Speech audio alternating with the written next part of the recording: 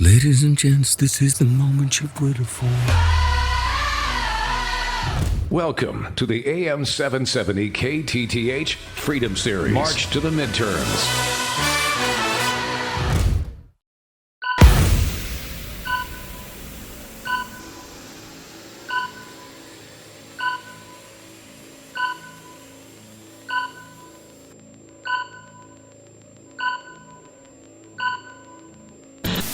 So the City Council of Seattle voted to defund the police, not once, but twice. And these prosecutors who aren't willing to keep people off the streets. Yeah, and oftentimes it's the exact communities that they said on the left they wanted to protect from police violence. They're the ones who are being victimized and re-victimized. Inflation is up 13% since Joe Biden took office. Donald Trump and the MAGA Republicans represent an extremism that threatens the very foundations of our republic. The political speech, it was a divisive speech, and that's not presidential.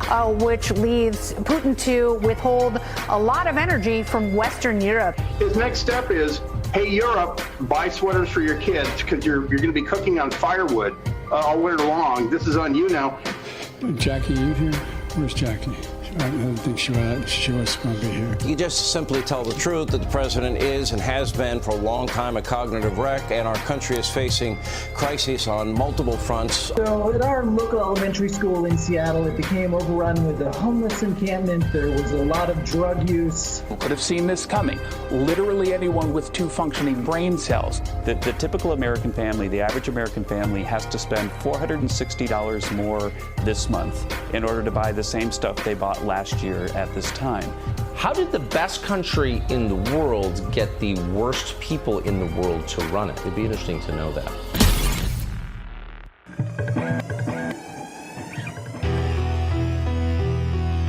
Now, please welcome to the stage our very own Jason Rantz. Hello!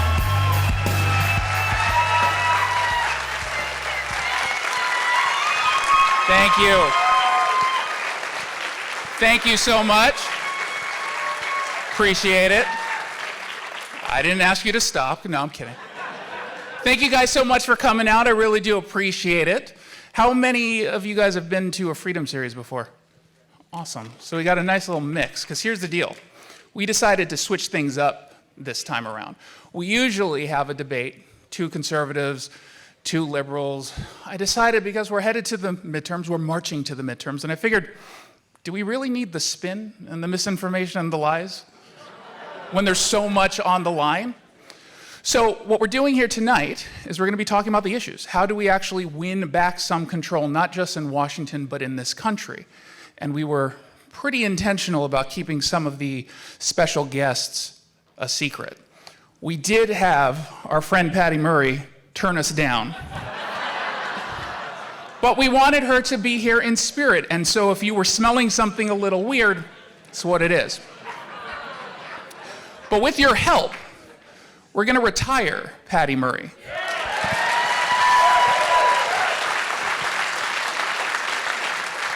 With your help. That's the key, your help. You actually have to help, support, hopefully, our next senator. Welcome to the stage, Tiffany Smiley.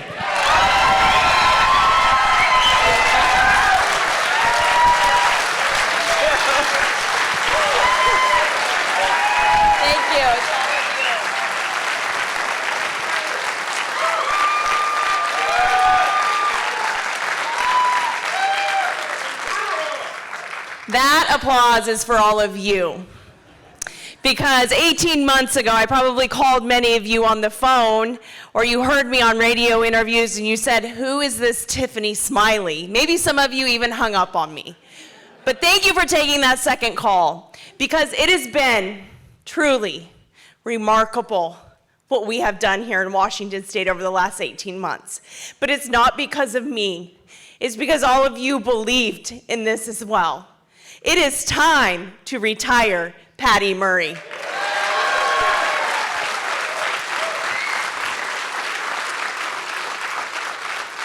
You know, I know that we can win this race and that Washington State is worth fighting for, because at 23 years old, I resigned from my nursing job here in Washington State. And I took a one-way flight out to Walter Reed Army Medical Center, the old Walter Reed, just north of the White House.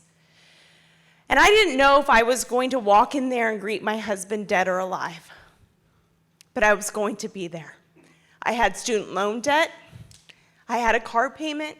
And I didn't have anyone standing outside my door saying, "Here's the way, Tiffany. It's going to be okay." In fact, I had the big government coming at me. When I walked into Scotty's room, he had tubes coming out of every orifice of his body. He was unrecognizable from the life-saving medication they were pumping into him. He was in a coma. One thing was certain. The suicide bomber that he was negotiating with in service to our country in Mosul, Iraq, had detonated his car. And the shrapnel from that detonation had obliterated both of Scotty's eyes. Whether he lived or he died, he would never, ever see again. That's when my fight began. Scotty always says, "Thank God Tiffany was a nurse, because she saved my life." I took on the big government. I had this wild idea that I could help him make a miraculous recovery, and that even though he was blind, he could still be an asset to this country and a leader and continue serving. So when I looked at those doctors, I said, "I'm not signing your paperwork." They said, "Mrs. Smiley, everyone does this." I said, "I don't care. My husband will still serve." I built a coalition who believed in this crazy idea. And Scotty went on and became the first blind active duty officer to ever serve our country.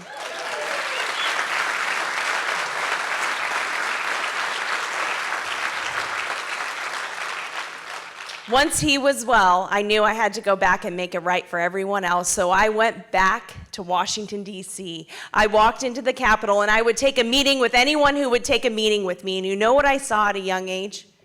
Career politicians on both sides of the aisle who are more interested in their job security, their re-election, and their special interest-driven agenda than they are doing what's right for the American people. And I left the Capitol this particular day.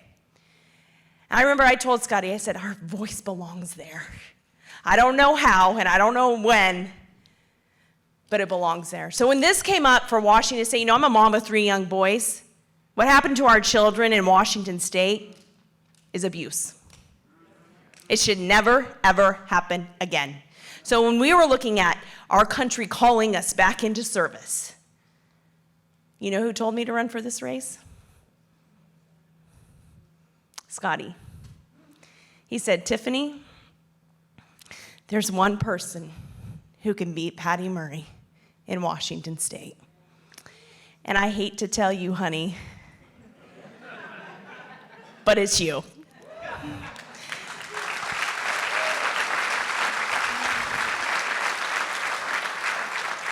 He said, "You kicked me out of that hospital bed and told me I could be something better.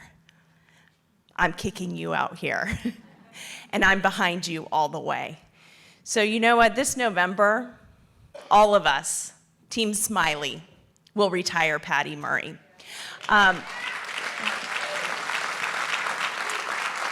I have been at this for 18 months because as a political outsider, I knew that's what it would take, and also because I wanted to listen to you. I wanted to know what issues you were facing, what the hardships were, what you needed. And I've been in all 39 counties across this great state. I have listened to thousands and thousands of voters. And you know what? A year ago, people were worried about the rising cost of living, gas prices, crime, fentanyl crisis, education crisis, border crisis. Wherever you look, we're in crisis. Thanks to Patty Murray and Joe Biden. But no more. I have a track record of turning crisis into hope. And that's exactly what we will do here in Washington State. Do you know I received 3 cease and desist letters in a matter of 5 days here in Washington State? You know why? Because our message is moving voters. And Patty,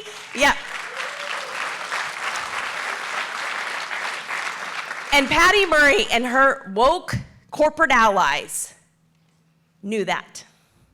I wouldn't be surprised if Patty Murray helped coordinate the attack. But you know what? I think they thought, oh, Tiffany's never run for office before. Oh, she's a newcomer. She'll go away. They certainly learned the power of a small-town farm girl from Pasco, Washington. We are not backing down. We are not taking our message off the airwaves.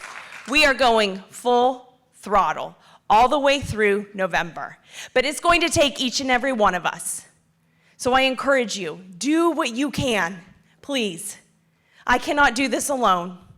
This is the year that we have to talk about politics because our children's livelihood, their shot at the American dream, depends on this election.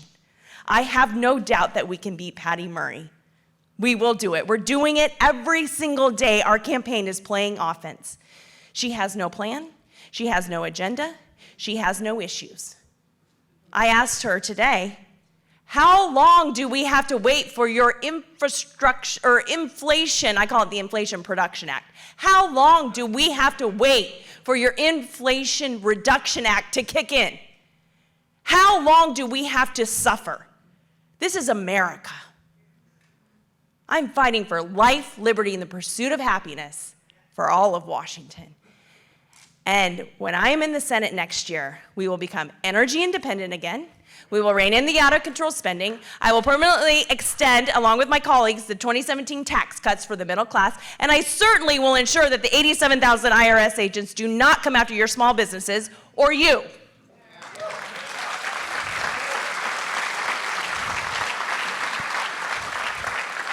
And let's get back to teaching our children competitive education, reading, math. Let's make sure that they have choice, that the dollars follow the children in their education. Let's fund the children, not the system. So there's a lot of work to do. I have no doubt that we will get it done. So join me in this fight. Tell your neighbors, tell your friends. I need you to vote. Vote Smiley. Vote Smiley for a brighter future. Together we can do this. Together we will win. And together we will turn the tide in Washington State. I have said this from the beginning of my campaign. You guys will get it in this room. I think Patty Murray's starting to get the message now as well. There's a new mom in town. Thank you.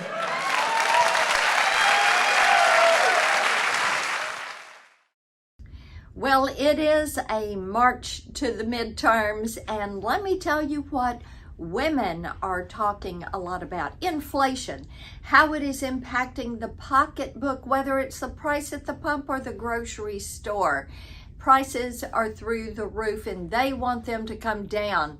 Also a lot about crime in the streets, and what is driving this? The fentanyl, the drugs, all of that's coming across the southern border. And parental rights, making certain that your children are being educated, not indoctrinated when they are in the classroom and when they're in school. Just in the past 3 weeks, there has already been 4 incidents with homeless individuals and children, and residents are reaching a breaking point. There was a fellow that was taken out on a stretcher earlier this week with all the Stoffwell kids around. There was parents coming in the morning before kids would come to the park and do a sweep of the park and see if there's any needles that they needed to pick up before any kids got here. Seattle's most recent municipal budget allocates more than $150 million to other so-called homelessness programs. Just this year, Seattle allocated just $10 million total for its Small Business Stabilization Fund, designed to keep family businesses from going bankrupt during the COVID lockdowns. So the city's priorities could not be clearer than that. You lavish money on the least productive, most antisocial parasites in our society, and then you punish Americans who work for a living. Got it? You see the picture in my background. That's not a random picture. That's from one trip on the train. They sat back there, and each one of those pieces of foil represents somebody using fentanyl. Yesterday, I realized that I'm white and that I have all the advantages of being part of that group, I realized that I'm white as part of a white supremacy culture. Washingtonians are continuing to struggle under the stress of record high gas prices. I think it's just one more thing that we have to worry about as a working class, and it's kind of scary. Over $117,000. That is the minimum salary needed to be happy in our state, according to a new study by Purdue University. If you hand out tents and needles to addicts, what do you think's going to happen? You're going to get more addicts living in tents. Again, it's not complicated.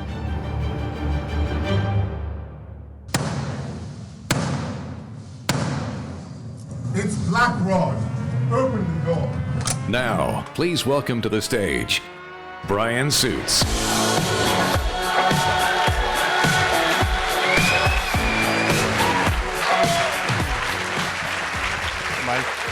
Thank you very much. It's not really Black Rod, it's me, Bryan. How you doing, everybody? Hey, welcome from me and Jason and Tiffany and all of us. Thank you very much for coming out. By the way, who saw the Hunter's Moon on Monday night? Sunday. Yeah, elk season's coming up on November 5th, and the FBI said they're not even going to look at Hunter's Moon for 4 years. Thank you. I know, sorry, I tested it out on the air Monday morning. Before we bring our special guest out, I do want to say to all of you who've emailed me, contacted me personally, very, very touching. My daughter and I tunneled out of California before they dug a moat, and it's great to be back. And I feel just incredibly welcomed and honored, that you all came out, but then you've contacted me by email. It's phenomenal to be back after. Thank you, I love you. And there's $20. By the way, big hand for the 2 hippies I hired to be out front. Did you? So anyway, but no, it's a great honor, and I appreciate everyone coming out. Those are the amazing eggs right there. We can work out how that's going. So we're going to learn about what the 4 C's are, and I'm going to add some more C's. This is how we're going to flip Washington back to Republican, because I've come from the future, and it's dystopian, and it doesn't work, and it's horrible, and I want to make sure that it doesn't happen here. So anyway, he's been a Republican assemblyman from out there on the coast, from 19th District. So everyone welcome Jim Walsh.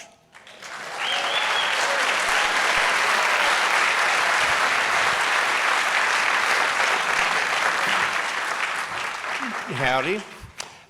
So we're going to talk about the 4 C's. We're all going to learn about that. But the first thing I want to know, having come back from a really dystopian state that locked down, shut down schools, probably turned more people to charter schools than ever, and I come back here and I'm hearing a lot of that in the wake. None of us have ever been through a pandemic before, unless you were born before 1918. But what would you rate the state, and then Grays Harbor County, Waukegan, Pacific County, all the counties in your district? How would you rate their coordination? Each county with a different health director, et cetera. Well, Bryan, what's lower than F? That's what? It hasn't been good. Yeah. The individual counties, some are better, some are worse in how they responded. But the overall state's response to the COVID outbreaks hasn't been good at all. It's been destructive of small businesses. It's been horrible for kids in school. And it damaged most the kids who can afford damage the least. Kids on special ed and IEP programs, the kids who need the most help, have been damaged the worst by this. Isn't that funny? It's a common throughout the country, but it's really strong on the West Coast, where the most woke public health directors from Evergreen, are now in that county office. Well, there's generational damage that the current governor and his administration has done to the very notion of public health. The state's Department of Health, which is run by a bureaucrat appointed by the governor, has become a political press release agency, completely political, completely weaponized, and turning real science against itself for the sake of a press release and a soundbite for the current governor and his administration for political gain. So it wasn't just California. And you know what, it's funny because you contrast that with 1918, 1919, the overwhelming agenda of every elected official was, let's do what we got to do, then open up the businesses, get kids back in school. Now, granted, that was an influenza, it wasn't a coronavirus and blah, blah, blah, but the principles are the same. And so I don't know, what can you address? In 2023, do you guys have a list of next pandemic, break glass, read this, signed 2020? Yeah, the state constitution, for starters. There's that. We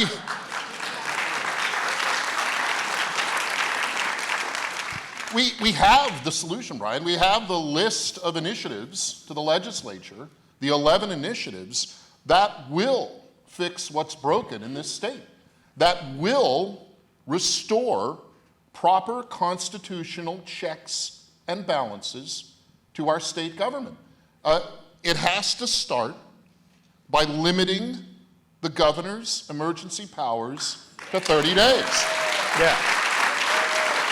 And by the way, did everybody know that he's just letting him grandfather out? He's not proactively canceling him. He's letting the ink wear off on October 31st. Halloween, by the way. The one day you want kids wearing masks. And no sense of timing, this guy. Yes, and the governor has said, and his bureaucratic castrati have agreed that some of his proclamations will remain. Show of hands if you know what that means. Probably in a high-pitched voice. Yeah. Some of his proclamations will remain. This is even more dubious than the dubious standard that the current governor has made in unlawful, unconstitutional actions that he has taken. He says he's going to let the proclamations remain because he's made other non-emergency executive orders, directives, and that those will continue his policies in place. That isn't what the law says, that isn't what the Constitution says, and it's something we have to stop as the people of Washington immediately. And I can tell you that, I mean, as I'm a weird historian of society and pandemics, and the history of human evolution is war and disease. And so the 1918 one was the most documented one up until March of 2020. And it struck me how very few appointed government officials and media personnel knew anything about the 1918-1919 pandemic, especially on the West Coast. And I found myself explaining to media people, this when they're going, oh, every day we're writing the book. No, you're actually not. This happens in human history and in fact, you'll find it shapes human history. And so not only knowing the history of this kind of thing and how the number one,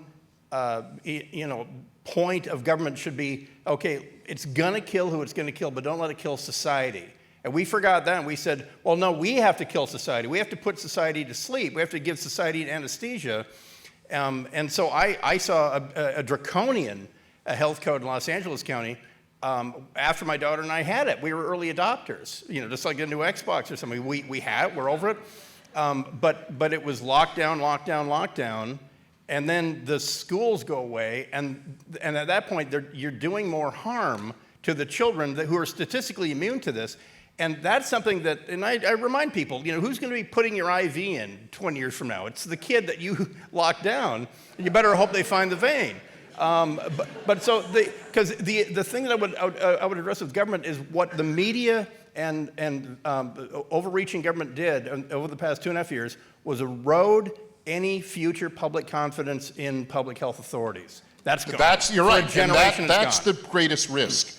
Is the next time there's a legitimate public health concern, these political hacks running many of the public health bureaucracies in Washington and all around the country will have eroded the public's confidence in our ability to act with reason, with prudence, and with discernment, the things we want in our public life, to respond to the next problem. Because that's the other thing that was politicized was they made conservatives out to be druids or Luddites that were denying the science. Those are some of the kindest things they said. Yeah, and it was in simply knowing that the numbers said right off the bat that 85% of the dead were 65 and older. Well, that's a relief. We're not going to lose kids. It's not like Spanish flu. It's not like polio. It's not like smallpox. It kills kids. So that was a relief. And then I expected public health to sort of respond to that and say, okay, thank God we leave the kids in school. But they shut everything down because they wanted equity of outcomes. That's right. And where I was from, there was an entire segment of LA County that lived 3 generations at home. And instead of letting the kids play in parks or go to school, they had the kids come home with grandma in the back room, and what a shocker, grandma was dying at a higher rate. And so you had people of this color dying at a higher rate, and then it suddenly became, well, we wanted equity of outcome. And it's like, well, okay, so all the white and black people go get corona if you're diabetic. And that, on the face of it, because we've transferred from public health to public dispersion of aid to addicts, and to suddenly have to pivot to actually doing public health. No county on the West Coast, the west of the Cascades of the Sierras, did any different than what they did in King County, Thurston County, LA County. They looked for equity of outcome. They were like, go talk to the freaking virus. It's important to know that in our state, there's actually more decision-making authority in the county health departments than there is vested in the state health department. Yet what we've got in this state is that has become flipped upside down, and the county health officers look to the state health officers for instruction. It's not supposed to be that way. The way that our law describes the public health infrastructure in our state is a bottom-up, grassroots, dynamic structure. The state health department is supposed to be there to counsel and provide support, research support, academic type support, to the counties who make the decisions about health policy. We've completely scrambled those eggs up, and it's not a good omelet. I think that's where I want to go with that. Okay, so flipping the state to Republican, at least east of one of the houses, and like I say, I've been living in a one-party state, the wealthiest state in the country, an echo chamber for every Democrat. You see what happens to Kamala Harris when she gets in front of an Iowa audience. You know, she dropped out before Iowa. Gavin will be the same. But we're not past that culmination point yet, because there's a competitive person running against Patty Murray. No, there's a competitive person running against Tiffany Smiley. Yeah, that's right. Ladies and gentlemen, where'd they go? Did they run too? Yeah, and so, this is a great trend that she's even competitive. The national Republicans are taking it seriously, but locally, what we did in California was we found a small business owner, naval aviator, Republican, very conservative guy, family values kids. The most important thing was that his first name was Mike, his last name was Garcia. And it sounds partisan and mercenary, but you know what? It worked. He's a great congressman. But in this state, what are the 4 C's? What should people know about the 4 C's? That's how we're going to get. Remember, it's closer in the legislature in Olympia than most people realize. We can get control of the state house by flipping 9 seats on November 8th. Yes, applaud for that. That's important. And we need 4 seats in the state Senate. That's closer than most people realize in the legislature in Olympia. And we're hard at work on it in suburban districts and in King County and Snohomish and Pierce, where there are seats that can be flipped. We're going to do it by focusing on policy. Those are the 4 C's. Remember the 4 C's: cost of living, children, constitutional government, and crime. Those are the 4 points of policy. And Bryan, when we talk policy, when we put away personalities, when we put away the circus that the left likes to make out of politics, when we talk about policy, we win.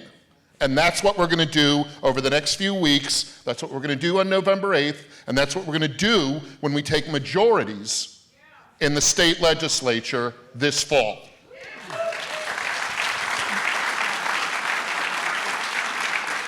Because that's the thing, with this fresh in mind, you can also add charter and cash. I have never seen cracks in the foundation of unionized teachers, of the serialized child abuse organization called the Seattle Public School Teachers.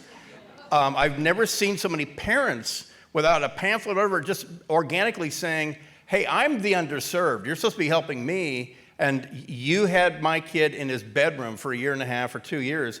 And I've never seen a more fertile field to plow than disenfranchised parents who feel like, as it turns out, that's a criminal shakedown gang masquerading as teachers.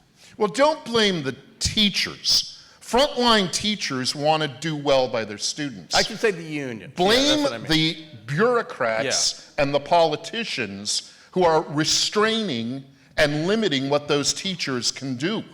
The teachers are our friends in this equation.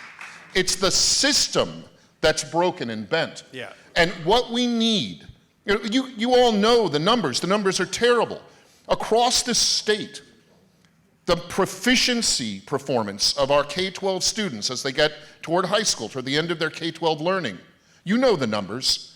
Nearly 2/3 fail the proficiency exam in math, and half fail the proficiency exam in reading and writing in English language. This is a crime that we are committing against the next generation. And we have to fix this immediately. Bryan, we do it by giving choice to families. And to drill down on that number, the 2/3 that failed math are not dispersed amongst all ethnicities and income. Overwhelmingly, underserved minority kids that are already handed crappy schools, they're like 80% failure. So the people that they claim to be taxing us, hand over fist to assist, are being failed the most. Bryan, it breaks my heart and it makes me really frustrated that we are hurting the kids who need the help the most. And what are the things that have traditionally helped a kid from a bad situation get out, do better, rise? Education? And particularly math.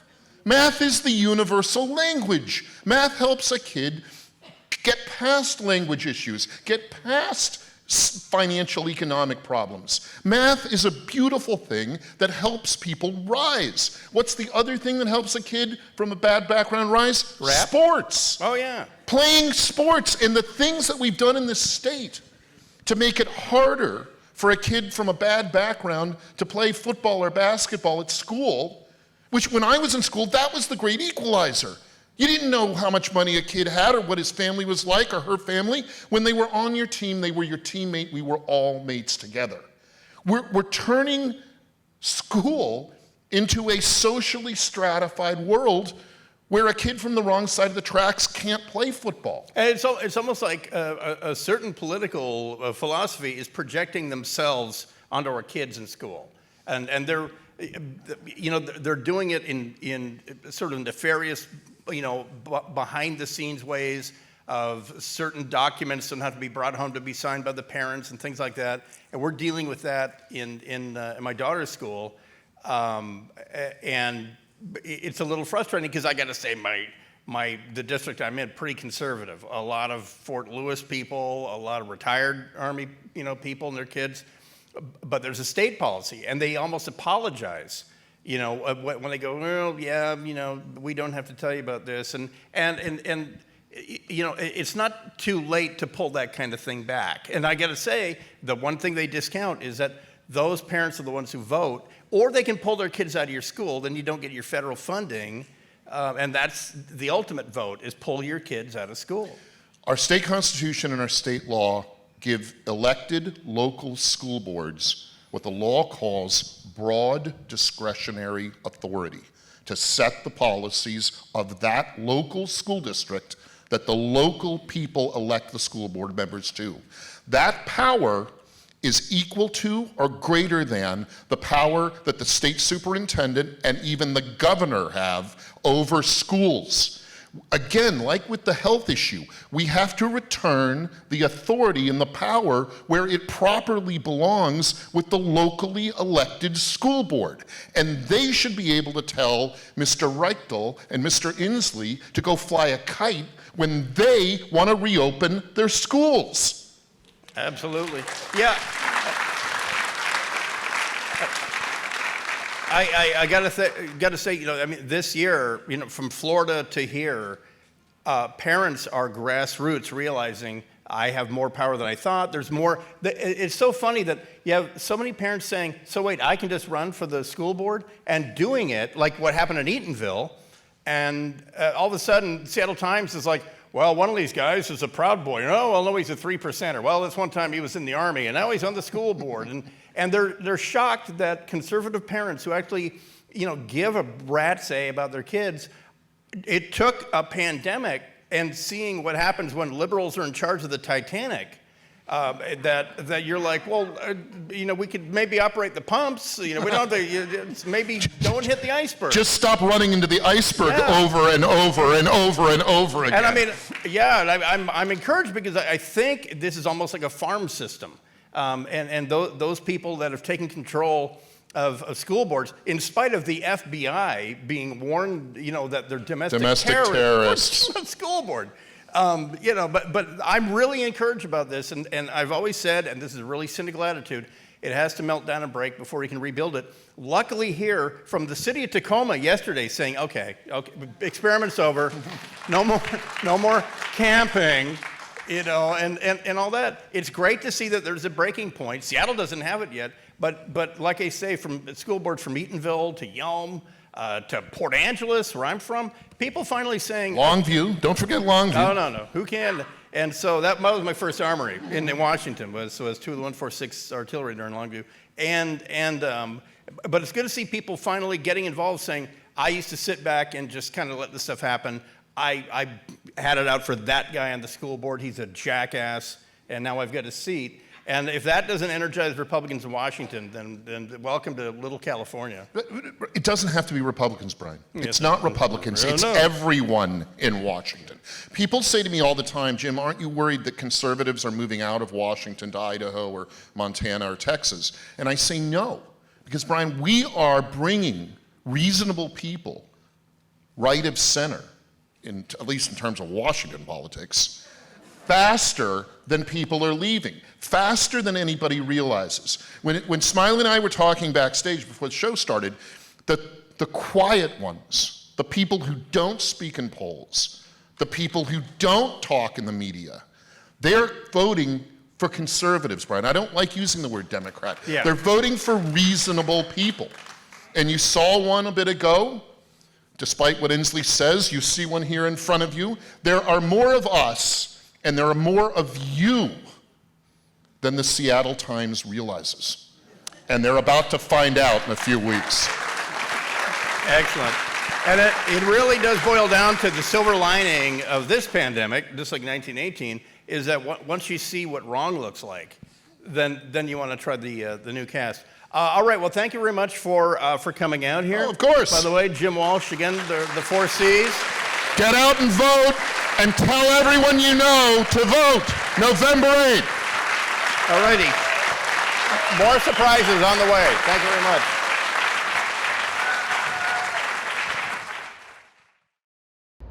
Hi, I'm Matt Larkin, and I want to thank KTTH and KTTH listeners for allowing me the opportunity to speak to you virtually. It's an honor to address you. I just wish I could be there in person, but I'm over in Wenatchee with Representative Steve Scalise. My family settled here over 165 years ago, before Washington was even a state. I have deep roots here in Washington, and I'm passionate about this place, but I don't recognize it anymore. My wife Shelley and I are raising our 4 young kids here, and we're terrified for their future. Crime is on the rise, drug abuse is out of control, and reckless spending is causing extreme inflation. I'm running for Congress in the 8th Congressional District against incumbent Kim Schreier to make crime illegal again, to stop the reckless spending causing inflation, to secure our border, and to halt the flow of illegal drugs pouring into our communities. My opponent, Kim Schreier, votes with Nancy Pelosi and Joe Biden 100% of the time. She's voted for every single spending bill she could, even though she admitted knowing it would cause inflation. I'm not a career politician. As a lawyer and small business owner, I have a unique skill set, and I understand how to get this economy back on track. I plan to get to work day one to get inflation under control for all Washingtonians. I'm proud to be from Washington, but I want my 4 little kids to grow up as proud of Washington as I am. Our community is worth fighting for, and I look forward to fighting for you in the United States Congress. Thank you and God bless. So the City Council of Seattle voted to defund the police not once, but twice in 2020 and 21. So how'd that work? Well, of course, it destroyed the police department. It wrecked the city of Seattle. Now authorities in the city have decided to stop investigating sex crimes entirely. It's like you can't make this up. Jason Rantz is our man in Seattle, where he hosts a radio show. He joins us tonight. Jason, thanks for coming on. They're not investigating sex crimes? No, unfortunately not. And the problem is incredibly significant. The fact of the matter is Seattle just doesn't have enough police officers to investigate crimes. Not a single adult sexual assault case was given to a detective last month. And that's why arrests on sexual assault are at such low levels. Detectives, generally speaking, aren't looking at cases where there aren't arrests. And the unit that investigates only has 4 detectives right now.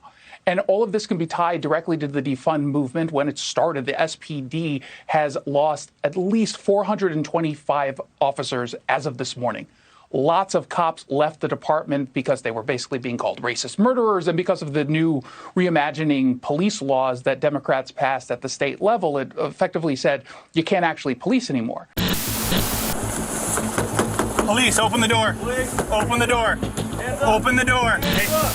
Open the door. Nope, he's putting in gear. He's going. Don't do it. And he's gone. Oh, he's crashed. He's crashed. Nope, he's gone.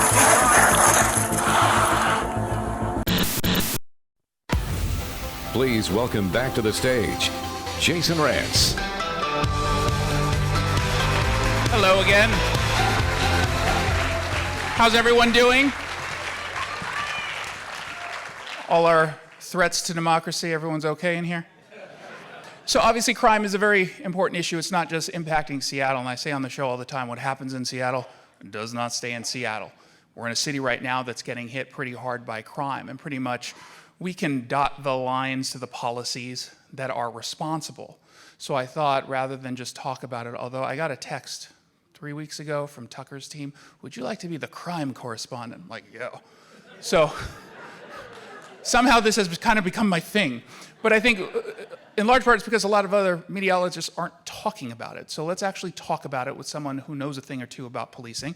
Please welcome to the stage the Sheriff of Snohomish County, Adam Fortney.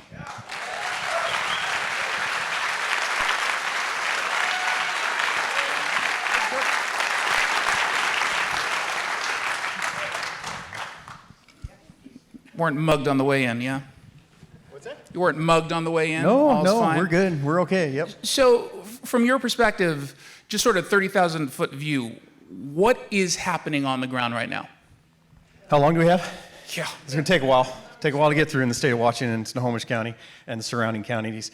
Just touch on that video real quick. We put that together. You don't know how incredibly difficult it is to get that many people in the entire video, to get them to film something and then put it all together. And then that first shot that you saw with that black car that took off on our deputies there, that was a stolen car. We knew it was stolen. It was just stolen from a neighboring jurisdiction. That's why we were there in the first place.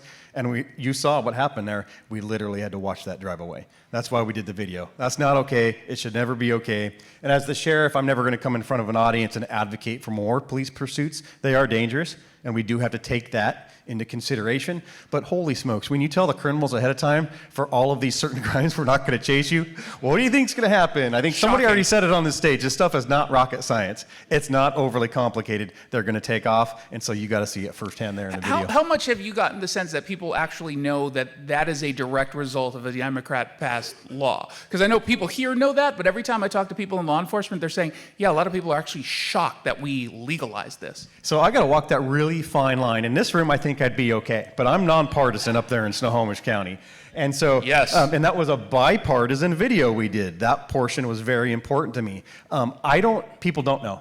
That is one of the reasons behind that video. I get out, I've been a street cop for 25 years. Then I got this elected job, which is more of an office job. I got to get out of the office every now and then. That's just me. That's my makeup as a person. But when I do that, I get to talk to a lot of people all across Snohomish County. And this would come up. They would ask me, I'm the sheriff. They said, what's going on with these laws? And people don't know for the most part. And number one, as soon as I got done telling them or explaining them like the Blake decision or the pursuit dilemma that we're under right now, the first thing I have to do is pick their jaw up the floor. They cannot believe that we can't chase cars in the state of Washington to a certain extent. And then I try to avoid the partisanship up there because it's a purple county. It just is. And I tend to be a fairly conservative guy, and I'm not shy about it. I'm not shy about talking about public safety, but it's also near and dear to my heart that public safety has to be for everyone in any county. I happen to run Snohomish County, one county to the north of this, and I want people to know when they call 911, they're going to be treated fairly and objectively, and we're just trying to make the best decision we can at the time. Yeah, at the end of the day, this is not partisan, right? I mean, it's political now because this is a result of politicians passing laws, but the issue itself isn't. It is political, and some people, especially when I'm in uniform, do not like to hear that because they don't like to see someone in a police uniform talking politics.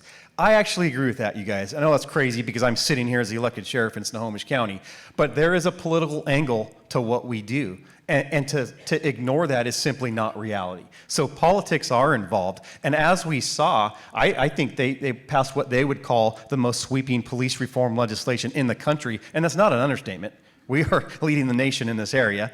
And so we have seen firsthand in the state of Washington the importance of politics, local politics in your county, your city, or at statewide politics. They literally got in our business in 2020, which I believe was based more on emotion than fact and data, and they changed the way we do policing in the state of Washington. And now we're suffering from those consequences right now. And the whole conversation and the movement, it was driven by far left activists who just don't happen to like what you do for a living, right? I mean, at the end of the day, this wasn't a bunch of lawmakers who actually know what they're talking about as it relates to law enforcement. This was driven by Seattle activists who scream ACAB.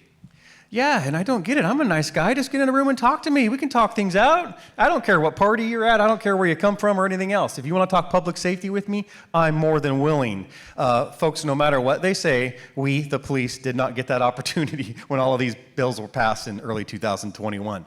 And so, but yeah, I mean, and we've tried since then. I mean, we saw the ramifications, we lived through them. And one of the important things to note on this, Jason, is that you don't very often see a state legislature in any state in the country pass sweeping police reform legislation and then have to go back the next year, the same people vote to overturn their votes from the year prior. You guys, that is astonishing for a politician to do that, but they did it in this state. Well, it's almost like maybe they should have had more people like you at the table. But I'm told from Jesse Johnson, state representative from Federal Way, a wonderful guy. He's one of the dumbest people I swear I've ever had any conversations with. Other than that, great guy. He likes to point out the Washington State Fraternal Order of Police backed all of these bills, and that's not entirely correct, but they've kind of allowed themselves to be used by Democrats here as cover because they're throwing that out as if they had any conversations with sheriffs, as if they had any conversation with other law enforcement groups and unions. They didn't. I don't know what's going on with the FOP, you guys. I like the FOP. I think they do good stuff across the country. The national group is outstanding. Yeah, absolutely. And I don't know what their political angle is. I'm sure there was some gamesmanship involved in that whole thing about wanting to be in the room and whatnot. But I talked to, this isn't just Adam up here on the stage telling us, I talked to police chiefs and other sheriffs all across the state of Washington constantly. And listen, I could never have gotten that many people in that video that you saw if we weren't all on the same page. Trust me, these folks are not afraid to give you an opinion, especially when it comes to public safety in their jurisdictions. To get that many people of differing political parties to have the same message on public safety, that's saying something. And of course, it's not just a Snohomish County issue or a King County issue. We're seeing it all across the state. It feels like within the different counties, we're seeing a specific uptick of certain kinds of crime, right? Like when you go into Whatcom County, you look at just stolen vehicles through the roof. And I know that that's happening all across the state, but they've been getting hit especially hard. It's everywhere. And when they pass a state law, and like I said, get in our business of daily policing, and they don't want to listen to what are the potential ramifications when they pass these laws, that's exactly what's happening. I don't say this, sometimes I get it when I talk about this stuff. I try to be as straightforward as I can with people. I think that's what people deserve. It's not fear-mongering to me. It's just telling you the reality. The reality on there at the street is criminals are brazen right now. Basically, they've got a free pass to drive away from us for any number of property crimes. Folks, get this. If somebody burglarizes your home, and we catch them leaving and they get into their car and they flee from us, we cannot chase them in the state of Washington.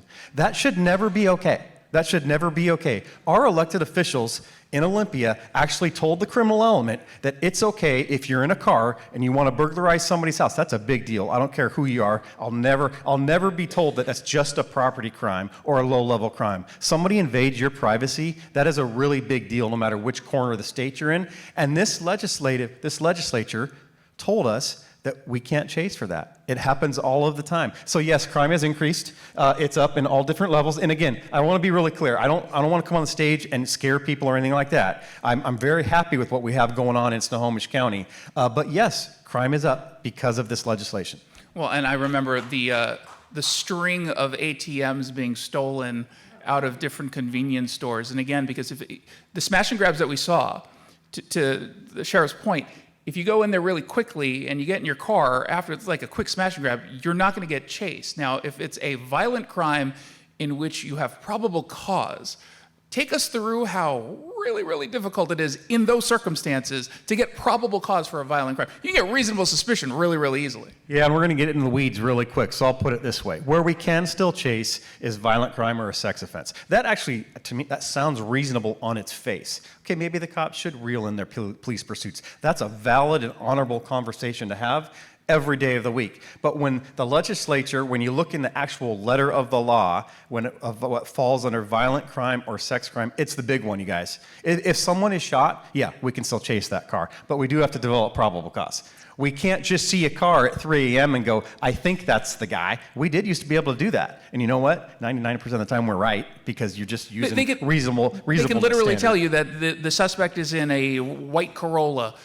That's not probable cause. No, let me explain the difference really briefly here. So if the AM PM store is robbed at Highway 99 in South Everett in the middle of the night, and they say it was a black SUV leaving southbound at a high rate of speed. That's very typical for a call we would get on graveyard shift. We get behind a black SUV, same time, same proximity as the store, and it's doing 90 miles an hour, 100 miles an hour. You don't have to be, again, it's not rocket science. You don't have to be a police professional to figure this out. Jesse Johnson could figure that one out. That might be the guy who just robbed the store. That's reasonable suspicion. Is it reasonable? And we're held to the reasonable standard, and we should be as law enforcement. Because if we're doing things that aren't reasonable, we're going to get accountable for that, and that's okay. Probable cause, real quick, whole different level. That means you've responded to the store, you've talked to the victim, the clerk usually in this specific instance, you've got better descriptions, and you've confirmed what crime you have. Folks, we can't do that when these things are happening. They happen quick. Sometimes we have the time, and we can develop probable cause rather quickly. Other times, it's just flat impossible, and we're watching cars drive away. Where we're at, Are you allowed to disable the car as it's going? Are you allowed to slash tires, shoot tires, something like that? Can you get a sniper in place and just take out the...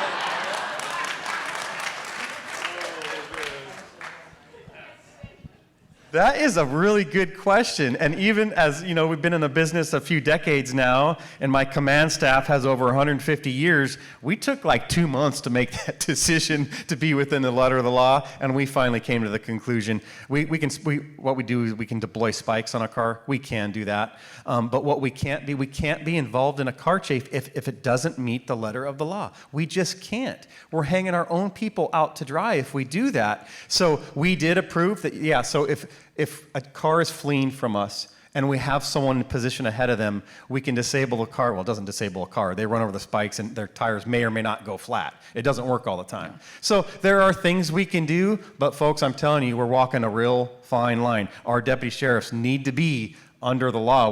Whether we like the law or not, we need to honor what they passed. I don't want our folks getting in trouble. If you do get into trouble because you made a mistake, let's go with the person who's speeding away and it turns out that's actually not the suspect that you were looking after. Take us through the new reality of those kinds of mistakes and how the media and certain members of the public react. Well, that's a tough one because it's all over the map. I mean, I like to think that back in the day, there's always been accountability in police work. I mean, we've got policy and procedures that are this thick, and every department does. And there's always been accountability. It's different now. One, everything we do is public, and you know what? I don't disagree with that. It should be. We're public sector, we're the government, we're the police. It should be out there. You should know what we're doing. But the accountability by the media, I don't think they're really interested in the specifics of the story when they report on stuff. They want to sell papers or content on social media and things like that. That part is difficult. There's always been accountability in police work, and I'm okay with that.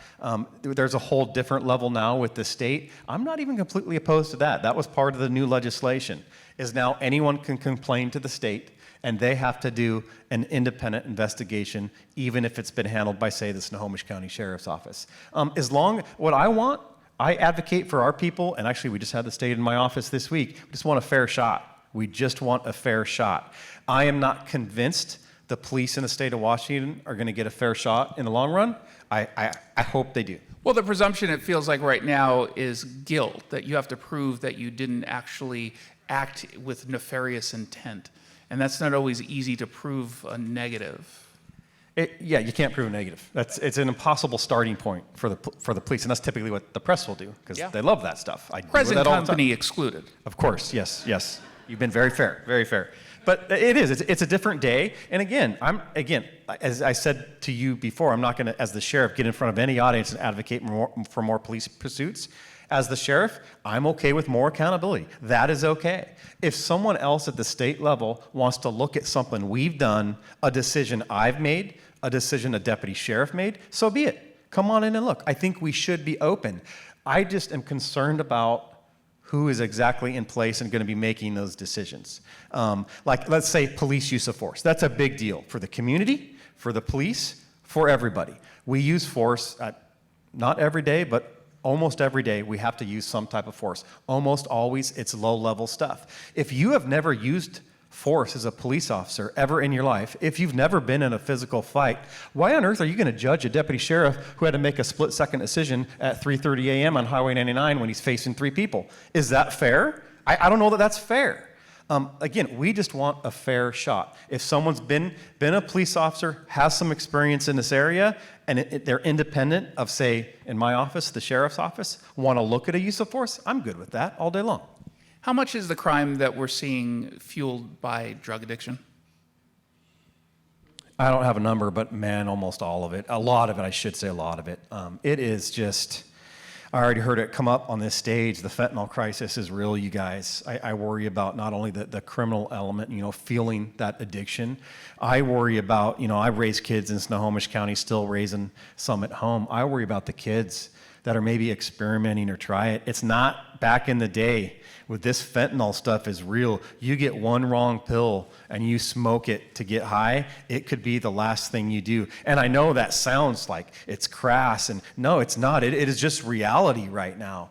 And that is the sad thing with what we're seeing with fentanyl. And I was just out on the streets on South Everett this week, and with people that were high, out of their minds. There's no other way to put it. They just are. I feel bad for them. I do. This one young lady, I had to wake up. She was bent over a shopping cart, just passed out. I thought I was going to have to use my Narcan to wake her up. I didn't. She was okay and all that. But this stuff is real. And we have to decide what direction we're going to go in the state of Washington when it comes to this drug addiction crisis. I'm up here as law enforcement. I'm okay with locking people up if they commit a crime against the community. I'll say that all day long. It's not a solution to the drug addiction crisis, though, I can tell you that. And we run the third largest jail in Washington State in downtown Everett. We have every service imaginable. It's not just locking people up in four concrete walls and forgetting about them anymore. Every service you could possibly imagine we offer in Snohomish County, and it should be that way. But folks, if people don't have the time to either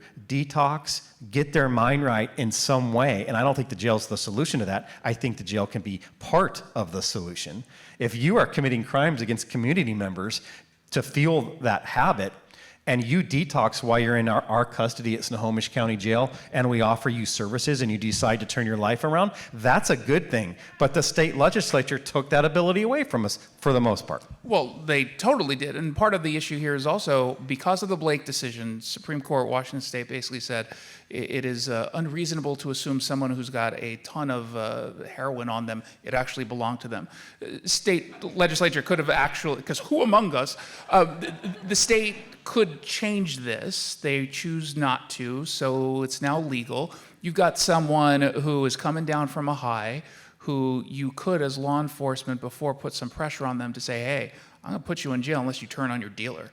You don't have that ability anymore. So now you're spending a lot more time doing the investigations to try to get the drug dealers, to try to make those arrests. At the same time, we've got a wide open border, which means they are just shipping fentanyl here. It's coming from Mexico. It's also coming from China via Mexico. It's just making your job so much harder. Yeah, so the Blake decision, I got to touch on this real quick, because we laughed and we chuckled, and I do too. The whole situation is not funny. The decision is actually kind of funny. It's our Washington State Supreme Court, so very educated people, very intelligent people. The case that came before them was from Spokane County. A young lady had got caught with possession of a controlled substance, hard drug. It was meth, right? Or ecstasy, I think it was meth or something like that, a small amount. She gets convicted. Her argument was that they bought it. These aren't my pants. They found the dope in her pants pocket. And as law enforcement, I chuckle because we are told that all the time, all the time. It's a joke amongst law enforcement. And we couldn't believe when that decision came out. We're like, oh my gosh, they bought the these aren't my pants argument. I can't believe it. But they did. And then so they basically made all drugs legal overnight in Washington State. And then they went back to the state legislature to fix it. All they had to do was add one word to the law, which was knowingly or intentional, one of the two. And then I'm okay with that. It should be knowingly, right? There should be a burden on the police to make a case. That's okay. But instead they said, no, we don't want to do that. We're going to make it a misdemeanor in district court, but only on the third offense. So the first two, when you're found with fentanyl, methamphetamine, cocaine, heroin, we can't do a thing about it, you guys. And then that's not even touching the documentation issue. How do, 350 police agencies in the state of Washington track who's been caught once or twice? Very difficult to do, if not impossible. Well, and it seems like the courts are going out of their way to go easy on drug dealers. There's a case, the appeals court, I think it was out of Snohomish County, they came out and said because a prosecutor and a detective used the term Mexican ounce to describe heroin that a drug dealer was selling, and the reason why it's called a Mexican ounce is because apparently that's less than an actual ounce. Don't know why. But because they used the street term, they said that showed racism and bias towards the jury that said, yeah, obviously this dude is selling drugs, and they overturned it. They're going out of their way. They are, absolutely. That's I actually hadn't heard about them. That's kind of crazy. I wrote about it at KTTH.com a couple weeks ago. I'll get better, Jason. I'll get better. I think I did it on Fox. It is, and it's not just drug crimes either. And just for the record, I don't think we need to lock people up in the state prison system and fill it up with people with a little bit of methamphetamine or a little bit of cocaine. But the diversion can't handle on the street with us. We have discretion. We absolutely do. If we come across somebody in possession, it used to be a Class C felony, we book them into jail. Diversion happens in the court system where there's some teeth. If we just let people go on the street, there's no teeth to that. Exactly. We literally, and I'm not joking, hand them a pamphlet of services, which we're required to do, okay? And of course, very few of them say yes. Very few. That's just how it is, because they're not in the right state of mind to be able to do that. And that's not a recipe for success. The diversion should happen in the court system where a judge can say, where you're looking at a criminal conviction or a criminal case, or you can go to treatment. You guys, I'm okay with that all day long, but there has to be a little bit of accountability there, and right now we do not have it in the state of Washington. The only way we fix this is politically. This is a political issue now. It's not a socioeconomic issue. It's not about disparities.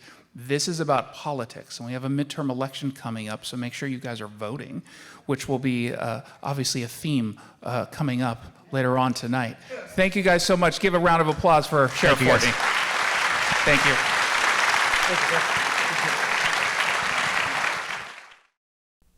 Hello, Washington. Jason, Bryan, and KTTH Radio, congratulations on your March to the Midterms event. We are just 27 days out from midterm elections on November 8th, and now is the time to leave everything on the field. Washington is the perfect example of why Democrat policies do not work. Failed Democrat leadership left your state with crushing COVID lockdowns, rising crime, a homeless crisis, and skyrocketing costs, but there is still hope. Just look at Tiffany Smiley. She is putting Patty Murray on defense and forcing Washington Democrats to answer for their record of failure. Along with incredible candidates like Matt Larkin and Joe Kent, Tiffany is showing that our Republican message connects with people, even in blue states. Let's knock doors, make calls, and outwork Democrats in this final stretch. Go to vote.gop. Everyone, vote, vote, vote. Go to vote.gop. Let's take this country back. Thank you, and God bless you. Key report for June just released. Consumer prices jumping 9.1% year over year. So a new bill proposed by Democrats in Washington state wants to create lower sentences for drive-by shootings. The bill's sponsors say it's about promoting, quote, racial equity. Seattle's many homeless encampments are now setting up their own shopping bazaars. Oh, that's so heartwarming. 1 million gotaways plus 4 million people who, a record number who have been encountered at the border. That's 5 million people crossing our border illegally in just 2 years since Biden took office. But the irony is that Biden is actually fueling the inflation with his open borders, by making it impossible to have any kind of immigration reform that brings in workers in an orderly fashion. So the Biden administration considering new steps to counter the Supreme Court's reversal of Roe v. Wade. The head of HHS today calling increased access to abortion pills a national, quote, imperative. Tell me about Joe Biden's plan to make your life easier. What plan? What is his plan to make my life easier? The Biden inflation hits just keep on coming. He keeps coming up with new ways to increase inflation in our economy. This will certainly do that. As violent crime surges across the country, some Democrats are looking to shake off the defund police slogan ahead of November's midterms, as if we'd forget.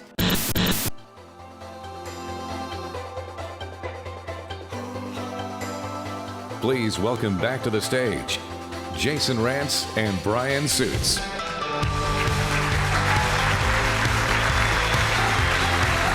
We're back.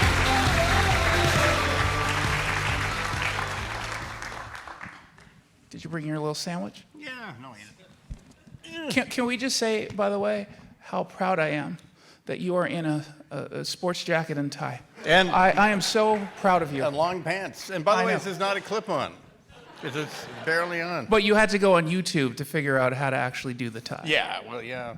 How come when you're on Kennedy, you don't dress up at all, and you do it from the comfort of your own home, and I'm stressing that I don't wear the same tie 2 times in a row? I 2020 and 2021 with a coat, tie, and shirt in short pants because the pandemic came up with this new thing that I called the pundit Kampfwagen. And it's this guy came up with a way, because they had shut down all the studios in LA, to put a studio in the back of those, those Mercedes Amazon vans. And there'd be a background of whatever you want, LA in the day, LA at night. And the only thing was, well, keep wearing, a suit and tie. And of course, it's like 110 out. So I took, if you follow me on Instagram at Bryan Does Junk, one word, you can see I took all these pictures, where I'm like chewing on a pen, but I'm wearing shorts and a coat tie. And then one day I just said, "You're out. Everyone else is doing this. Yeah, I'm just going to wear like a work shirt." Not to go too inside on the TV thing, but those vans are the worst. They are, well, so it depends on how tall you are, but understand that you're in a van, and I did outnumbered, so I had to do this for an hour. I was like this the whole time, but then I had to go like this because the van was too short for me. And you don't know what it looks like. It looks like the talent is in like a studio or something, but no, you're packed in a van. Wondering if a siren is going to go on right next to you, which happened because I did this when I was in New York, and we couldn't go into the studios because of Omicron at the time.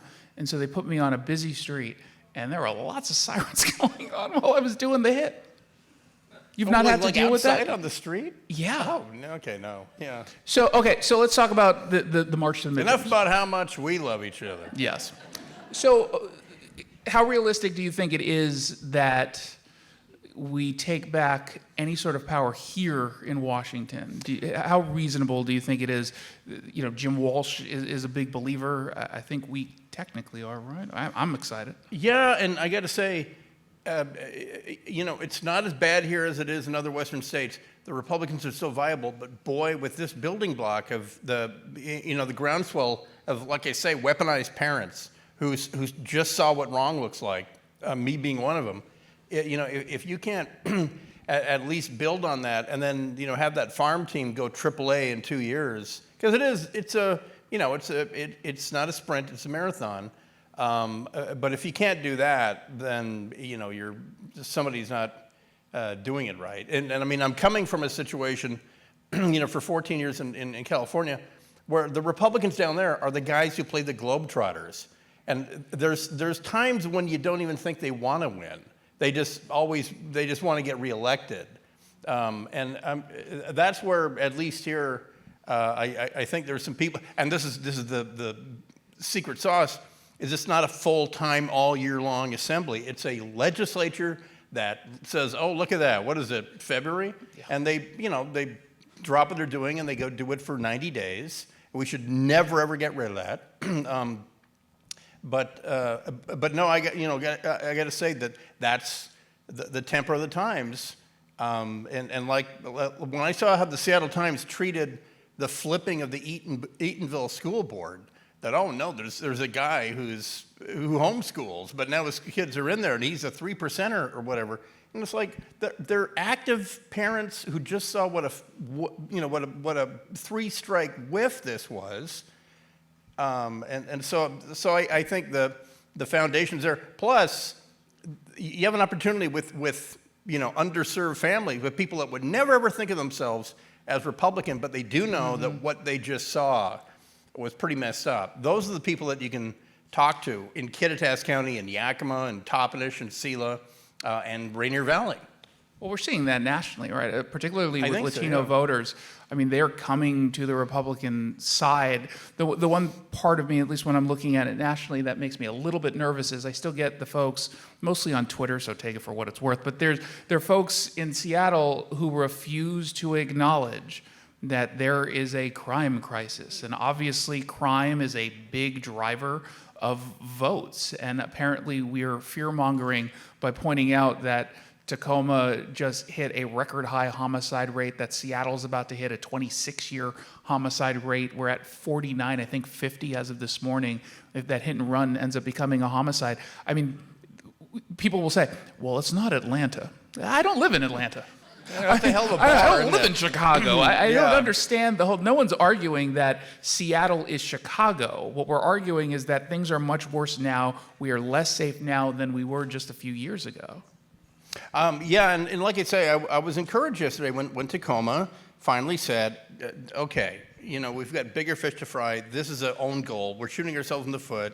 This homeless thing is a distraction. Our cops need to go and do copy stuff on the pew and the killy kill and all that. And this is dumb. This is a civic fine. You're glamping within 5 blocks of a public shelter that's going to give you a bed and treatment and the whole thing, and call it out for what it is. Are you going to be a public nuisance and go to Tumwater, or are you going to get some help and become a citizen? And so it's good to see it finally hit bottom. Like I say, that's why we left the other place, because it has an almost unlimited bottom. I'm just wondering, when's Seattle going to have their Tacoma moment? I mean, what does it take? So, as someone who lives in Seattle, and I'm surrounded by these people. What do you mean, these people?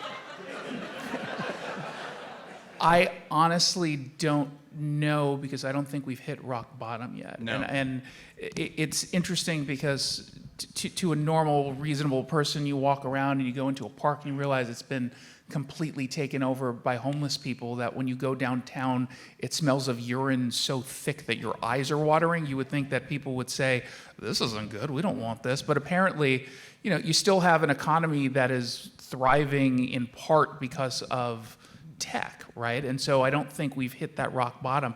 And I'm terrified of what it actually would look like if we did. Because what do you think is rock bottom for Seattle? Well, it's funny. But for the grace of God, do we not have a state income tax? California is seeing, the homeless aren't leaving San Francisco. The mid 6-figure young people are leaving San Francisco and taking their incomes to Wyoming. And so they're going to see a gigantic state tax deficit, which is their kryptonite. We are going to see home values go down. That's how it's going to manifest itself it's up happening here. now. Yeah, it's starting to happen. And then people are going to start seeing, maybe that's a retirement plan. Maybe 30 years of Boeing and their house is their retirement plan, because, hey, it's always going to go up in Seattle. Now they're pissed. That, to me, that's going to be the bottom, plus sales tax in the city of Seattle. When the city of Seattle starts saying, oh, what happened to those people that bought the 3rd-story condo on 3rd and Pike? And so, well, the urine smell wafted up there during their coup d'etat, or whatever. And so we say vegetables. Yeah. Let's not have a Dr. Osmond. But that really is what it takes, is that it has to hit bottom. And I don't want to be the captain on the SS Seattle hits bottom. But this is a place with far more common sense than clearly Portland or San Francisco. And so, like I say, even Tacoma, say what you will about Tacoma, but they hit a limit. And Seattle has to do that. And there has to be, I don't know who elects that city council. That's crazy. They're starting to switch things up, right? I mean, you hear people like, not to get too in the weeds, Andrew Lewis, for example, who was a total fraud, but all of a sudden he's saying, well, maybe we should be sweeping some of these encampments. It's almost like he's running for re-election sometime soon. I know, and it becomes heresy, and I have a little too much insight into the Seattle City Council, but I do know there have been crazier people on there before, but they weren't stupid. They lost re-election because they took money from a guy that owned a strip bar in Lake City. Not because they believed in their BS, but now you have people like Sawant who actually believe what they're doing. And all I can say is, you make that city less livable, and believe it or not, it can be less livable. But if cops are hemorrhaging they're foot racing to Boise and Laramie and Wyoming and all, anywhere they're not, they don't fling poo at them or call them whatever, fill in the name.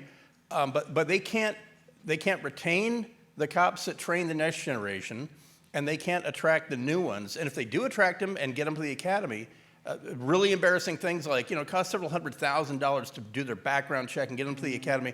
So 4 of them go to the academy, like 6 go to the academy, 4 of them graduate. Unnamed big city in Snohomish County poaches them. Seattle's out $1.3 million. And they're like, well, yeah, but what about diversity, equity, and inclusion? And they were 4 white guys anyway, no big loss. But what were their pronouns? Yeah. And that's the part that it's so funny because there's a break and the lag in catching up to competent policing, to catching up to May of 2020 is going to take a long time. It takes experience, and you have to first recruit them, get them through the academy. 868, that's how many deployable officers there are right now in Seattle.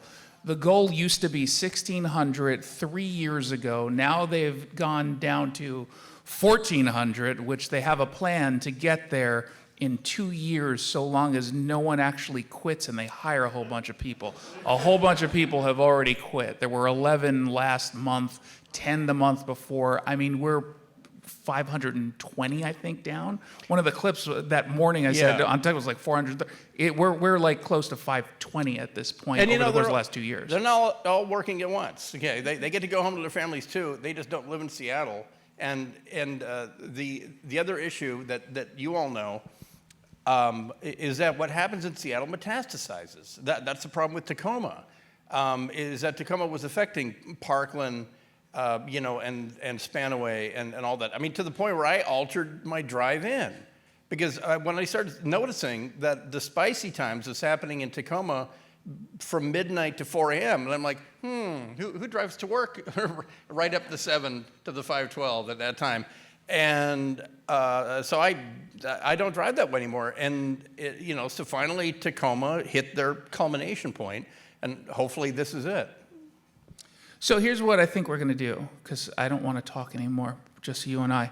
I'd like to actually hear from folks in the audience. So what we're going to do is we're going to set up a microphone in a second. Please don't all stampede and run to do it. Max, my producer, will be there.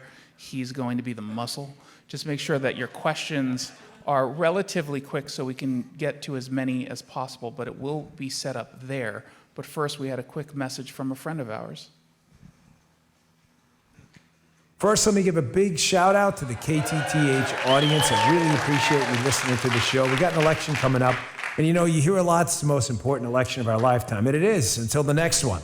But this one's right here in front of us, and why? Why is it so important? Well, look at all the big ticket items that literally matter for your life every single day and will change your life. Education, healthcare, the economy, what's in your wallet. All of that stuff's been going downhill since this guy got in the White House and his Democratic allies took over the House of Representatives and the United States Senate. You have a chance to change that, to move back towards a school choice initiative, move back towards a growing economy, get a hold on this government spending. You can fix that, but we're not going to fix it by talking about it. To do matters. Listen, I ran for office. My time is over. But it's time for you to go out, all of us to go out and vote. Not just vote, but take 10 people with us to the polls. You can change the country. You can change the direction of the country and start moving that freedom train back to the station. It matters. Freedom's not going to protect itself. You have a choice. And that choice is action or inaction. I know you'll do the right thing. Thanks for tuning in.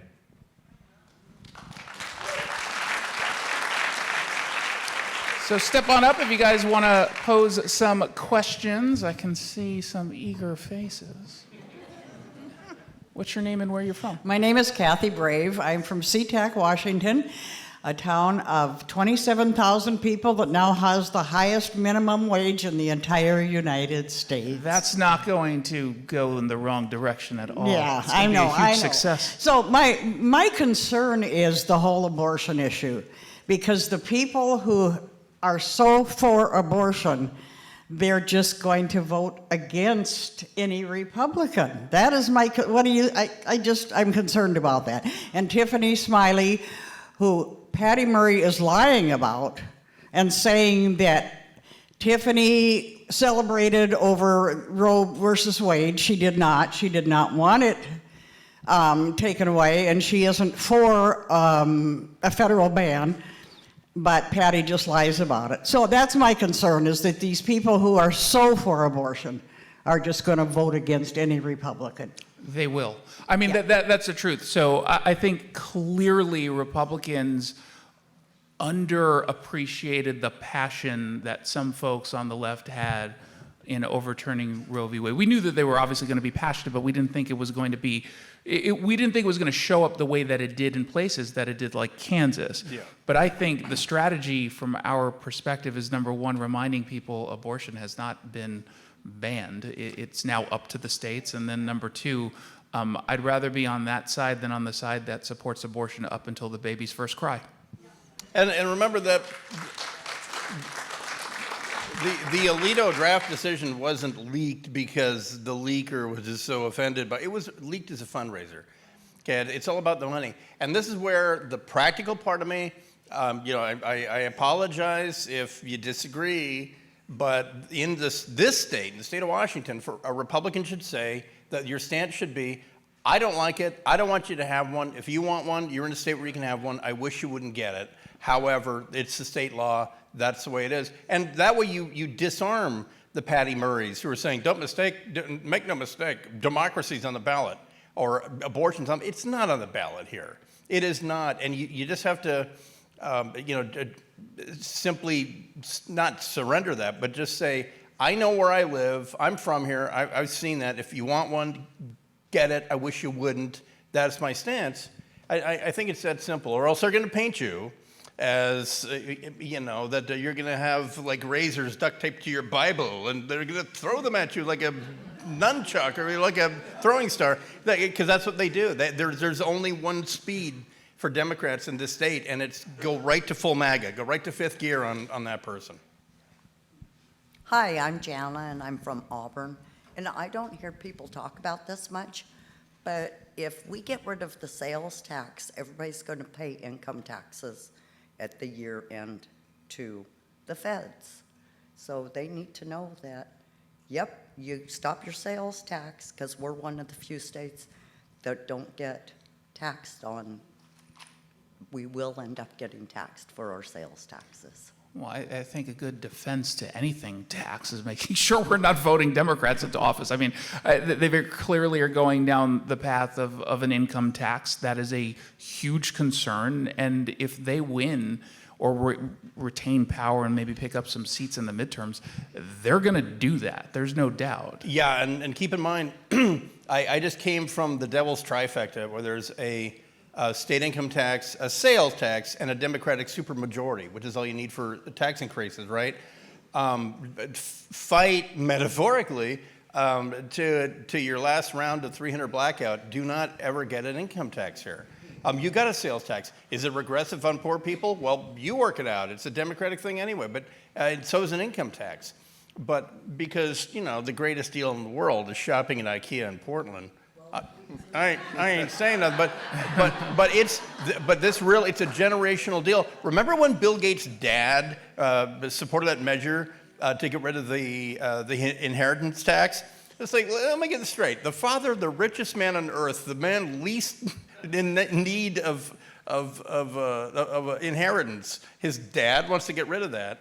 So you're in the belly of the beast. I mean, I got to say, protect the. Protect the, what do you say, protect the not have a sales tax. But that's a generational issue here. Hello, I'm Corey from the plateau between Auburn and Enumclaw. My question's for Jason, because I'm confident that former Lieutenant Suits is prepared for this. He has the eggs here and everything else he needs. Jason, you don't own a car, and you haven't discussed ever if you are trained or own a firearm. You're asking what rock bottom is for Seattle.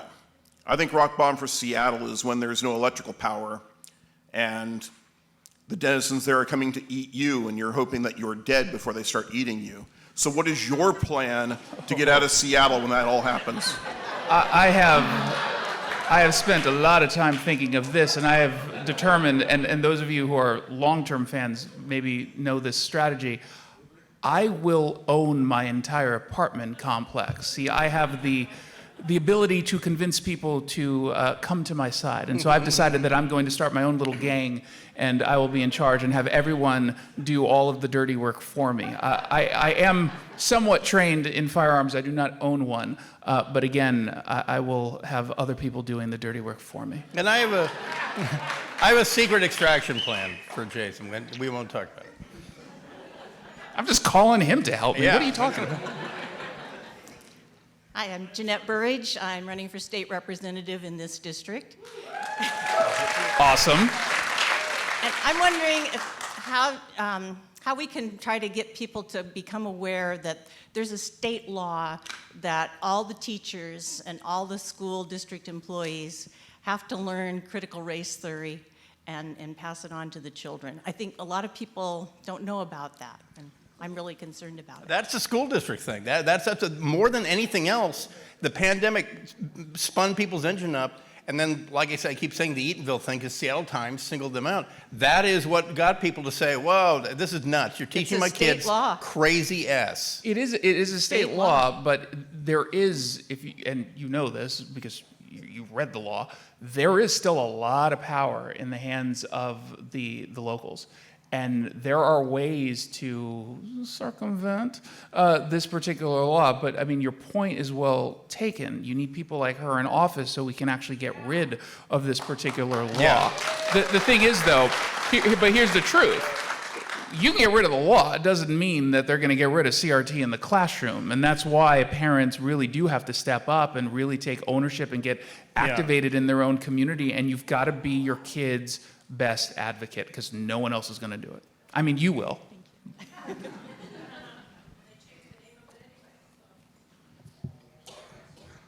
Hey, thanks for doing this. Bryan, I've been a big fan of you since you were in LA, and I'm glad you moved up here. You talk a lot about the threat of China and how they're playing the long game. And it seems like while we have issues at the southern border, there are growing issues at the northern border that nobody's really paying attention to. You know, whether it's April 2020 and there's no PPE, but suddenly China ships them 7 tons so that Canada won't renounce them and what they did, or it's them importing fentanyl in. How concerned are you that, we're ignoring Canada and what they're fostering? It's a tremendous concern because very quietly, all of our attention's on the southern border, and we in the Northwest and we in the United States are unaware how extraordinarily incompetent the Vancouver PD are. And how unarmed, it's none of their fault, but the RCMP as well. The Chinese find the path of least resistance. There's a reason that Costco, COSCO, China Overseas Shipping Company, doesn't directly ship fentanyl to Port of Tacoma, is because then Americans going to, not allow it in. The Canadians just pretty much are playing Olay with this. I mean, they're on the payroll. They have a casino where the money is laundered, and they look at each other and they go, "Are you, in the club?" and the whole thing. And so the Chinese are getting fentanyl, which is manufactured in China. Then the precursors are put together in Vancouver, and cartels are being funded by they come and they pay them in Canada. They launder the money in casinos in Canada, and they bring it here. It's so much easier than Juarez or Tijuana. And it's almost a federal law enforcement guy in Southern California said, we're getting to the point where we're catching so much of this stuff from the southern border, we're almost thinking that we're meant to. Because some of the biggest busts they've had in the Central Valley, in Fresno and Bakersfield, have been pairs of guys from the Sinaloa cartel from Yakima.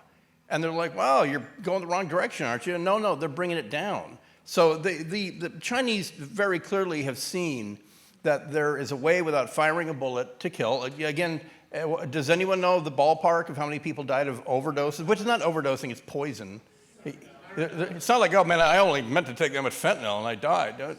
Yeah, well over 140,000. They're lowballing that. Last year, 20,000 people died of the Chinese bat fever. 140,000 plus died of the Chinese, free poison. And Jim Walsh was telling us backstage, a city council person from Aberdeen thought that they were taking a Percocet and didn't die, didn't croak, but OD'd. It's a nefarious thing, and the Chinese are so good at saying, we don't need to confront them in the Taiwan Strait, we need to poison their kids. And it would be nice to have a competent partner to the north, and my mom was one of them, but she tunneled out. But it's crazy. Like, one of the longest serial killers in North America, Robert Pickton, killed women for 30 years, and the Canadians finally came up with, it's merchant seamen, it's merchant mariners. That's what it is. That's why we're not finding the bodies. No, he was feeding them to pigs. And it's Google it, and it's Don't Google it. They are unaware of the problem up there, or they're in on it. The Mexicans, at least, are aware of the problem. Hi, I'm Terry Dow from Maple Valley, an activist, and I have two suggestions for the audience. Number one is to support the candidates. They're working hard and tirelessly. They need donations for ads. We know that the leftist, the Democrat candidates, they have BLM money. They have dirty money for their ads. And the Republicans, they need money for ads, so they have a chance to win. We need to help them in every way we can think of. And I have the initiatives with me. I assume Jim Walsh talked about them tonight. I was outside getting signatures, and come see me afterwards outside, and if you haven't signed them yet. Thanks. Thank you.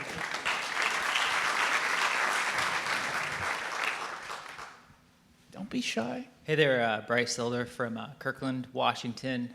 Shout out to Bryan. Bryan, I too am from California.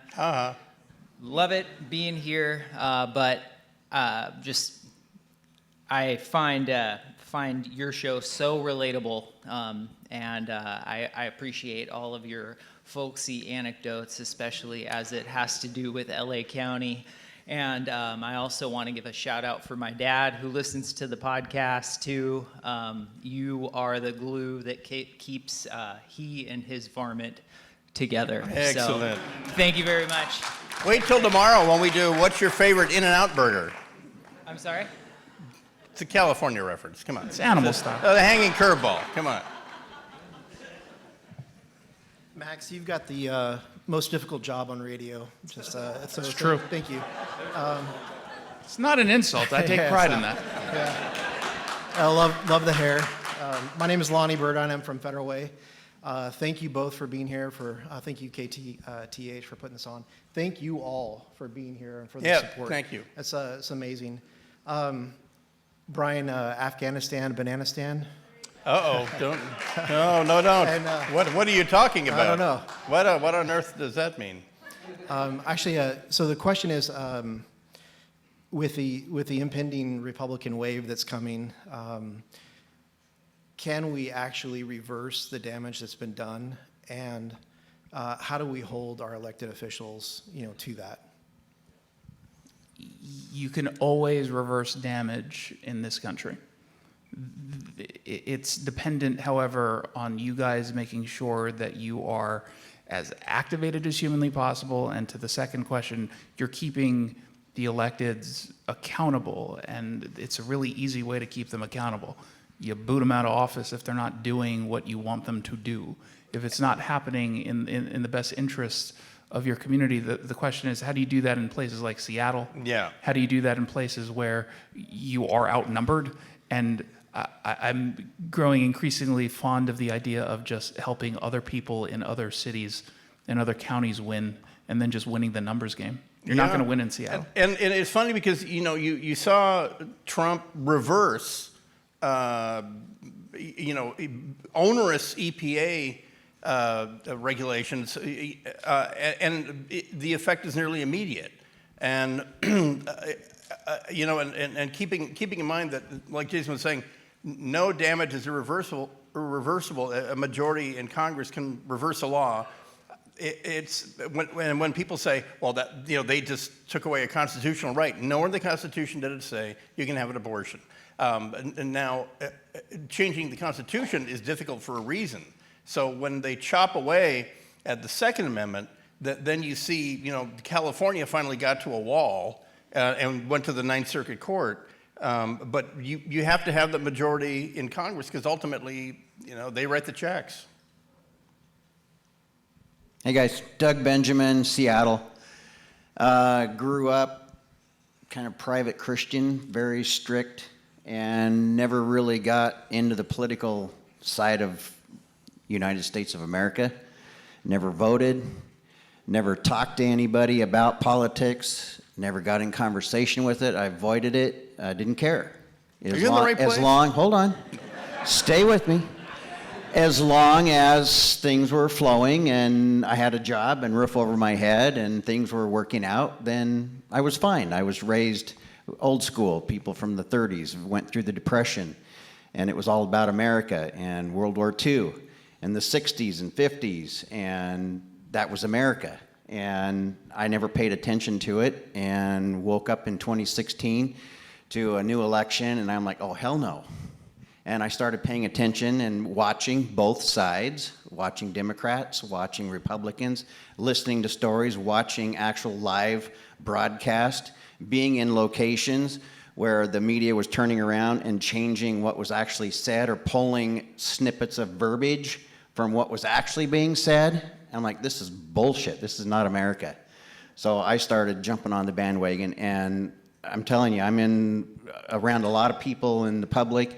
And lately, in the last year, I have 2 years actually, I've had people come to me that saw my Make America Great hat again above my office on my desk. And I only had 3 people that said, oh, you're one of those. And I said, hey, I don't care who gets in office. I want to make America great again, because this shit's going the wrong direction.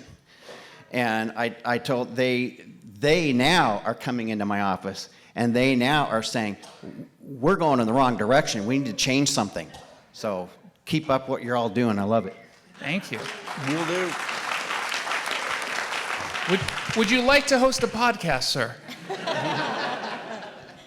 Hi, my name's Joanna. I'm from Yakima. I came all the way over just to see you, Jason. Thank you. Moxie is the gem of Yakima County, so if you could just mention that on the podcast, it'd be great. I am wondering, as a member of the younger generation who is also extremely conservative, what are your favorite talking points to engage the younger audience? I feel like there's such a chasm between a conservative young person and a liberal young person that sometimes I feel like I don't even know where to start because we're so ideologically polarized. And I'm wondering, what are your favorite things to talk about? I used to be a young person. What's the age are we talking about? I am 34. Okay, I'm so we're 40. Not, yeah, so, we're not. You know. I Googled how old you were today. Oh, did you? There's this thing that pops up that talks about my net worth. I'm like, yes.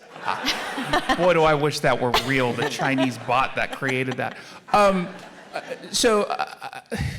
It's a difficult question because I find younger people generally to be insufferable.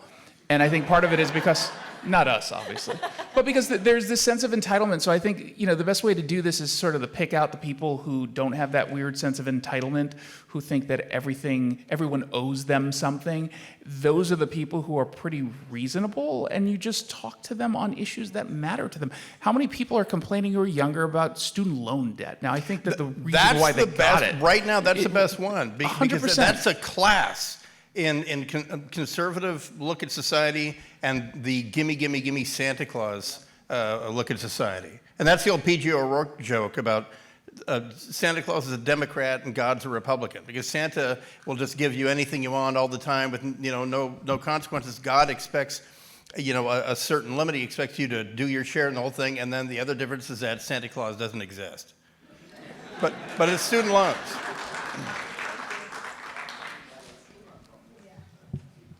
Last question. Last one. I'm Buckwheat Caterpillar. I'm from Tacoma, Washington, and I have one simple question for you, and that's I've heard rumors that Gary Ridgway could possibly be allowed out of prison at some point, and I want to know if you think if he ran for office in King County, he would be elected.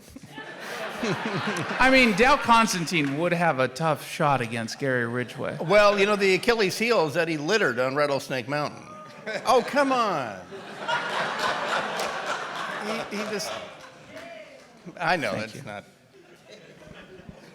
That's how you're ending this tonight? That was My opponent, Mr. Ridgway, wears jumpsuits and he littered on Rattlesnake Mountain. He's tired. I know, Guys, it's like 1 a.m. to me. Thank you so much for coming out. We really do appreciate it.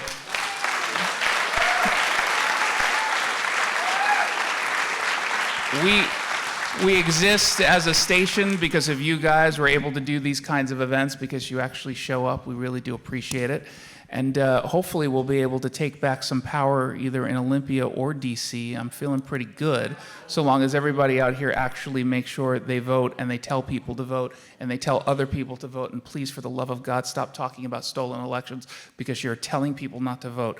Let's have those conversations. It's important, but the biggest conversation is telling people to vote and getting activated. And Bryan and I will be in the lobby for some photos. And electing Tiffany would be seismic. It would be an absolute shockwave. We'll see you guys in the lobby. Thank you guys so much for coming out. Appreciate it.